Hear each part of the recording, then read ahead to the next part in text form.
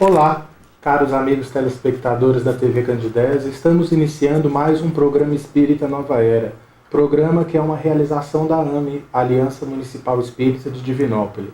O nosso objetivo em todos esses encontros é levar até você temas da doutrina espírita, temas da atualidade à luz da doutrina espírita, sempre como um objetivo maior de fomentar o esclarecimento, de fomentar o interesse para as realidades do espírito.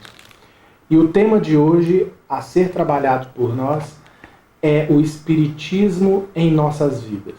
E para estar conversando conosco sobre isso, nós convidamos nosso amigo Vicente Cardoso, um grande colaborador do nosso movimento espírita, que veio ao nosso encontro nos esclarecer sobre esse tema. Bom dia, Vicente. Bom dia, Ives.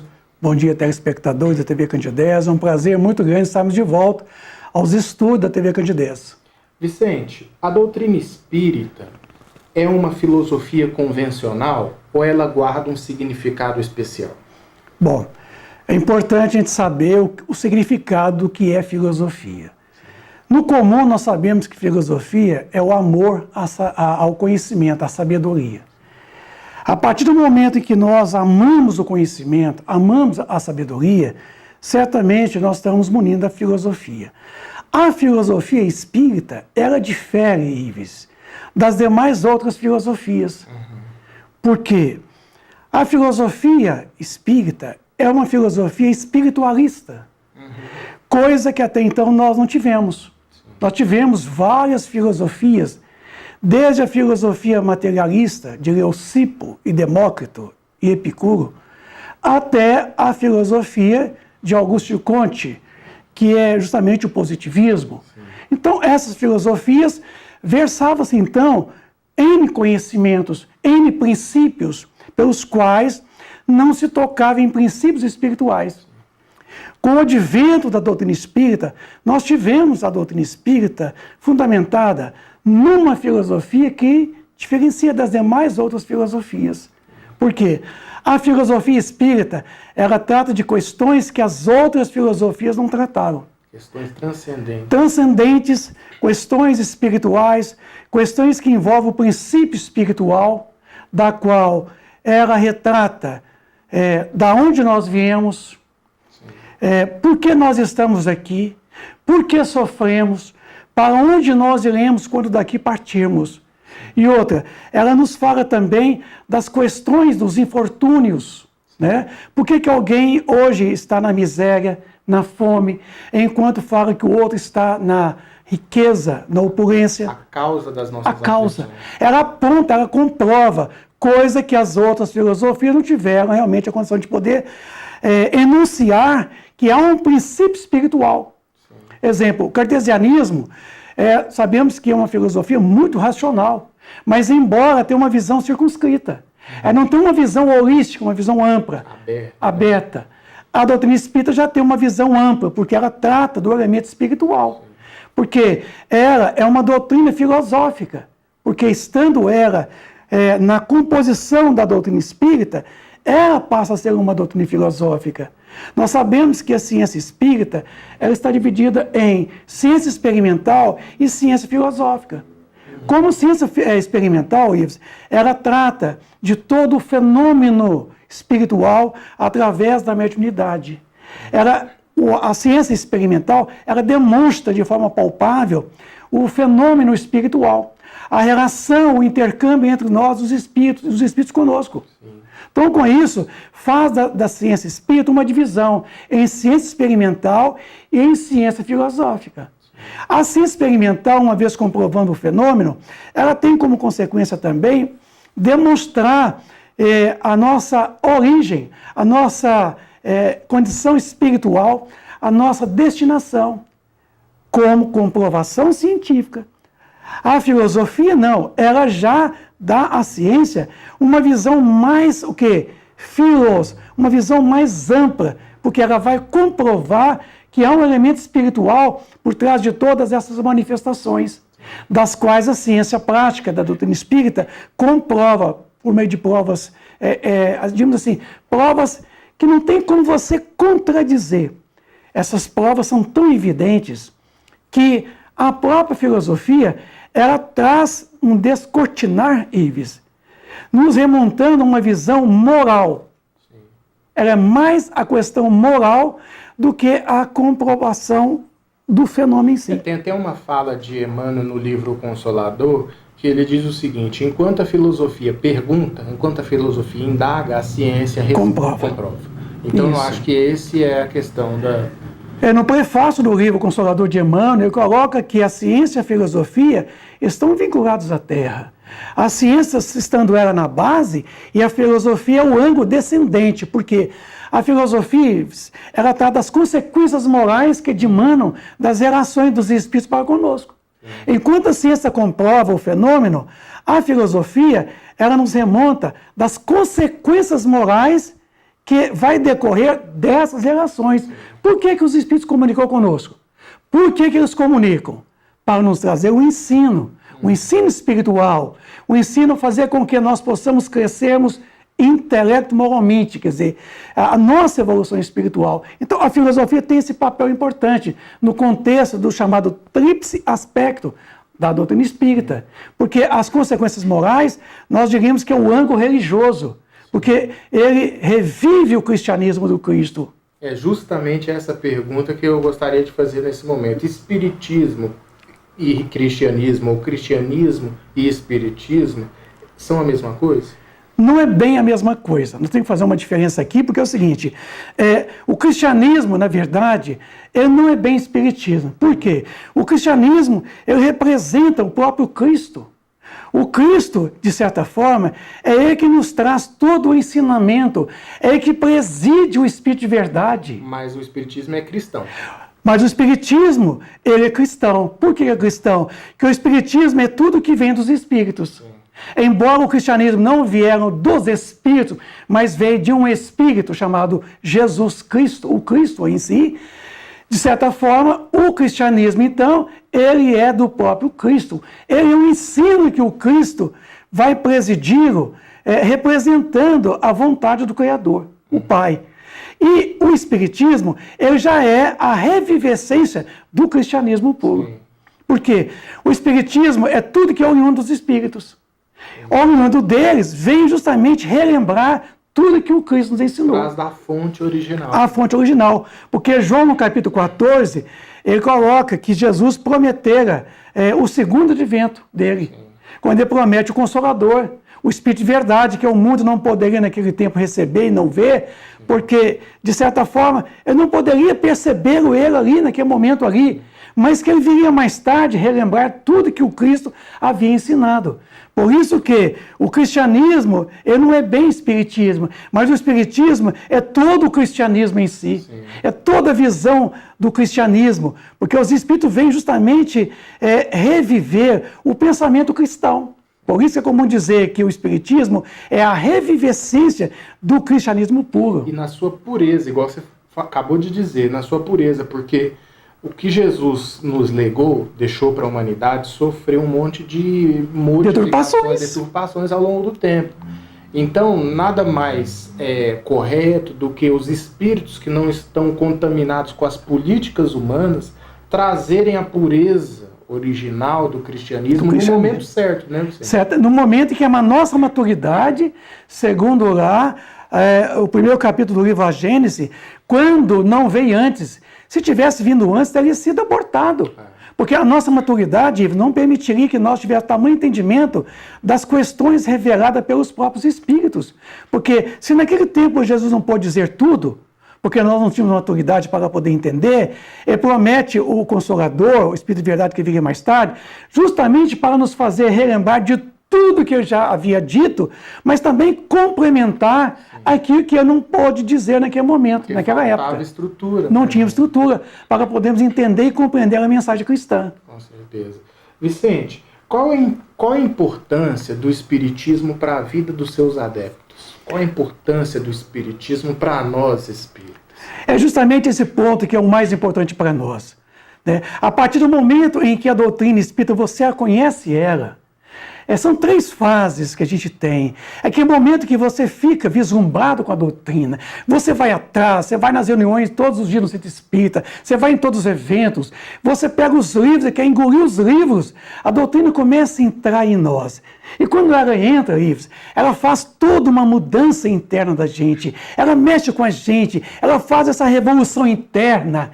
E a terceira fase é a fase quando ela sai da gente, através da nossa renovação. A finalidade.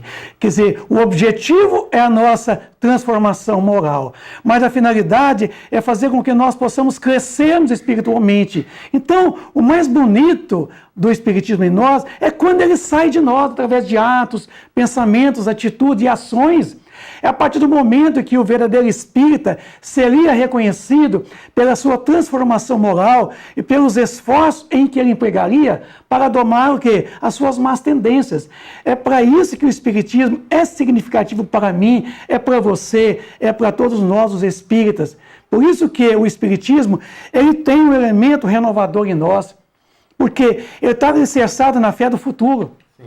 Ele se assenta em cima na fé no futuro. É por isso que a gente às vezes tropeça, porque está muito à frente de nós. Está muito. A gente fica correndo atrás e às vezes se vê frustrado no caminho.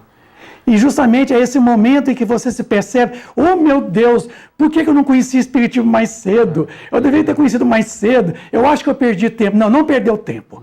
Você começando agora, é o momento da sua maturidade. Todos nós, Ives, temos um momento de nós realmente chegarmos, em que a nossa maturidade fará de nós realmente, abrindo essa grande oportunidade de a gente poder conhecê-lo. Então, o Espiritismo é esse grande elemento transformador da criatura humana.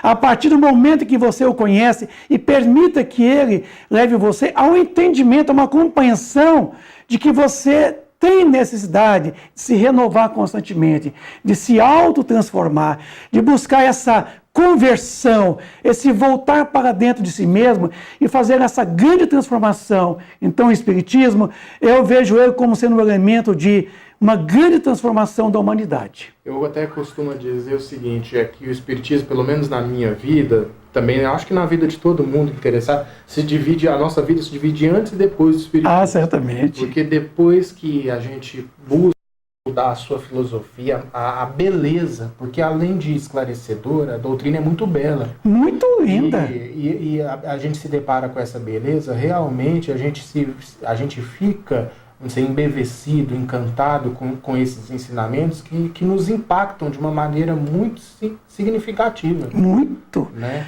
É por isso que às vezes a gente fica vislumbrado. E você quer fazer uma transformação a curto prazo que você não conseguiu fazer a longo prazo. Por isso que a doutrina espírita, a gente quando a conhece ela, você fica realmente nessa empolgação de querer poder modificar a sua conduta, fazer uma transformação a curto prazo. E não é a curto prazo. A Raul Teixeira costuma falar que se a gente subir muito rápido, alguém vai ter que correr lá na frente e amparar, porque a gente vai cair realmente. Vai dar vertigem. Vai. Então, essa transformação ela é muito paulatina, ela é muito gradativa. É na medida em que você realmente demonstra um interesse em fazer essa grande transformação interior. É o homem novo que Paulo de Tarso fala, né? Despir o homem velho que há em nós e vestir o traje do homem novo. O Espiritismo, através da doutrina espírita século XIX, faz justamente esse grande elemento renovador quando está alicerçado realmente nos princípios do Evangelho, porque ele é esta revivescência do Evangelho de Jesus. Vicente, você colocou muito bem e lembrou a todos nós uma fala de Kardec que diz que se reconhece o verdadeiro espírita pelo esforço que ele empreende de renovar as suas más tendências, ou as suas más inclinações. Aí eu te pergunto, nesse esforço, muitos podem questionar, por onde eu começo? Por onde começar nesse trabalho de renovação? Esse é o grande truque que às vezes a gente não consegue fazer. Porque a vida para nós, ela é cheia de surpresas. Às vezes nós somos pessoas viciosas, mal acostumadas. Somos pessoas ainda que temos uma tendência muito barbária, uma tendência muito primitiva. E a gente não se consegue perceber Quando é que você começa essa grande transformação? E essa grande transformação é a partir do momento que você volta para dentro de si mesmo, Ives, e se reconhece que você é um homem velho e que você necessita fazer uma grande mudança em você e começa a observar as suas tendências, as suas atitudes dentro de casa. É no reduto doméstico é que a gente se percebe que é ali é que você começa a fazer as primeiras observações que você tem que mudar. Começar pela família. Pela família. Porque o evangelho começa em casa. O evangelho começa dentro do reduto doméstico. Não adianta eu ir para o centro espírita, receber passe, tomar água frutificada, ir para a tribuna, pregar, falar bonito. Não adianta. Se em casa eu não vivo com a minha esposa, com o meu marido, com os meus filhos, aquilo que o evangelho está entrando em mim. O evangelho tem esse grande poder de transformação do homem. Mas é preciso que você se perceba, que você volte para dentro de si mesmo, Ives, e comece a perceber as suas tendências. Sim. Se as tendências são boas, você vai aprimorá-las. Se as tendências não são boas, você então vai modificá-las. É por isso que nós temos que ter a condição de redenção. Redenção é você aceitar que você tem que aceitar o sofrimento que você elegeu para você. E a partir do momento que você elege para você o sofrimento, você tem que partir para o quê? O momento do arrependimento, que é a porta que se abre, mas tem que passar pela porta. Aí você entra para a reparação. Na reparação, certamente você vai ter que reconstruir. Então, esse reconstruir, Ives, começa justamente naquele momento que você se percebe. É aquilo que Sócrates já dizia, conhecer-te a ti mesmo. Joana de Anjos coloca. Isso. É você se perceber, é você conhecer a si mesmo. É o que Santo Agostinho comenta para nós lá na pergunta 919 do Livro dos Espíritos. Não tem como se transformar sem se conhecer. Não, não se tem. Como é que você vai transformar se você não se percebe? Você percebe a esposa, você quer mudar a esposa, você quer mudar o marido, né? Só apontando para o outro. Você quer mudar o vizinho, você quer mudar o pessoal que frequenta o centro espírita. E você, moço, está mudando? Então, a doutrina espírita, ela, através da sua filosofia espiritualista, ela te aponta que você é um princípio inteligente do universo, estando hoje na condição de espírito e amanhã na condição angelical, quer dizer, de um arcanjo. Então, para isso, você tem que se assentar do seu conhecimento em cima na fé do futuro, você tem que se perceber e começar nas mínimas coisas, nos vícios, nas mazelas, nos maus hábitos, na relação com as pessoas, fazer aquelas mudanças paulatinas. É aí que o Espiritismo começa a sair da gente. É que a doutrina entra e faz toda uma transformação e faz você se perceber. Porque a gente sempre se vê no outro. Todas as vezes que eu aponto em alguém um defeito, é a mim mesmo esse mesmo defeito. E se eu me percebo esse defeito, já é um bom caminho. Já que eu me enxergo em mim essas más tendências, é importante que eu perceba que eu preciso mudar. É o início da correção. É o início de você tomar atitudes. Então, a reparação, aí vem aquela fase chamada resignação. Que aqui é o momento que a resignação é o consentimento do coração. Resignação não é ficar parado. Não, é você mudar as atitudes, é você se ressignificar os seus atos, é você fazer de novo, mas fazer agora bem feito. Fazer diferente, fazer não como antes, mas fazer uma inovação dentro de você. Porque, Ives, nós somos aquele homem exterior, é o homem que você me conhece, é o homem que eu conheço em você, é o homem que eu conhecemos as pessoas lá fora, esse é o homem exterior. E o Paulo de Tarso, ele coloca, renova-te sempre. Ainda que o homem exterior se corrompa, acima de tudo, o homem interior se transforme dia a dia, hora a hora. Então, é isso que o Espiritismo nos proporciona. Vicente, a doutrina espírita, ela oferece elementos adequados para a gente compreender Jesus na sua inteireza, na sua realeza? Sim, porque a doutrina espírita, ela retrata o pensamento cristão.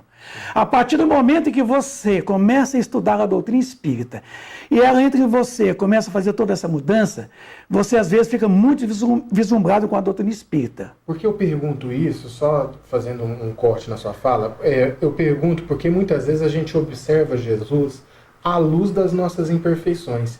E aí a gente acaba humanizando demais Jesus, Sim. porque, assim, às vezes acaba aproximando Jesus muito das nossas imperfeições, e isso acaba distorcendo. Eu acho que foi por isso também que o cristianismo ele se distorceu um pouco, porque foi aquela tentativa da gente aproximar a fé à luz das nossas imperfeições, e não correr atrás do grande modelo que representa para nós. Né? Inclusive, você falou em modelo, eu me lembrei, pergunta 925 do Livro dos Espíritos, aliás, desculpa, 625 do Livro dos Espíritos, é a pergunta pelo qual lá se perguntou qual o modelo, né, em que Deus ofereceu para o homem de perfeição e de guia a ser seguido. Eles responderam, vede Jesus. Jesus, então, para nós, na doutrina espírita, Ives, ele é modelo, ele é guia de perfeição por todos nós a segui-lo. Então, porque ele, como você perguntou inicialmente, o cristianismo, retrata todo o pensamento cristão. Ele representa todo o Cristo, porque ele é o caminho, ele é a verdade, ele é a vida. Então, na doutrina espírita, eu conheço muito mais Jesus, porque, inclusive, o apóstolo João foi o único apóstolo que mais falou de Jesus. É o apóstolo filosófico, filósofo, digamos assim. É aquele apóstolo que o tempo todo ele falou de Jesus de forma tão assim pura. Ele retrata Jesus de uma forma tão pura. E nós aprendemos com João, no livro Aos Apóstolos, tem um capítulo especial chamado Dupla Natureza do Cristo, onde mostra o Cristo na sua realeza, mas mostra o Cristo homem, o Filho do homem. Então, ali aponta que Jesus, na verdade, para nós, ele representa realmente essa vontade do Criador, essa vontade do Pai, que é o Pai dele, que é o nosso Pai, que vai nos trazer essa grande possibilidade, nós aprendemos com ele, um único caminho, porque quando ele nos concita, vinde a mim todos vós que sofreis, estáis cansados e oprimidos, e eu vos aliviarei. Tomai sobre vós o meu jugo e aprendei de mim, que sou brando e humilde de coração. Ele está nos mostrando que ele, para nós, ele é o caminho, ele é o modelo. Mas quando ele fez isso, ele estava lá na frente, como ele está até agora. Não é isso? Ele não disse, ele não disse, ninguém vai ao Pai. Ele disse, ninguém vem ao Pai se não for através de mim. Para isso que Jesus, para nós, ele retrata muito todo o pensamento doutrinário, todo o pensamento da doutrina espírita, do espiritismo, como você quer entender, mas todo o pensamento que eu estou aprendendo, que você está aprendendo, com os conceitos doutrinários. Por isso que o espiritismo com ele, eu tenho uma amplidão sobre o Cristo. Eu aprendo muito com Jesus, né, através do cristianismo. Como sendo o espiritismo a revivescência, certamente ele veio complementar tudo que Jesus ensinara há 2000 anos atrás. Então, eu tenho, através da doutrina espírita, Ives, uma possibilidade de conhecer muito mais acerca de Jesus. Por isso que nós temos Jesus como modelo e guia de perfeição a ser seguido. E nós temos um apreço muito grande por Jesus. E principalmente no sentido, né, Vicente, de não distanciar Jesus das nossas vidas, porque essa é uma posição que muitas vezes o nosso comodismo pode conduzir, no sentido assim, Jesus era Jesus, mas como ele é modelo e guia, modelo é o quê? Modelo é que você procura imitar. Imitar. Né? E guia é quem te conduz. Isso. Então, quando você procura imitar Jesus, nasce aquela pergunta na sua atitude de todo dia, né? O que Jesus faria nessa situação? Né? Que é a questão de você tentar trazer Jesus para o seu comportamento. É mais ou menos por aí? Por aí. E a doutrina espírita, falando de Jesus, ela desceu ele da cruz. Jesus, na doutrina espírita, não está mais na cruz, não. Você contemplar. Não, ele já desceu.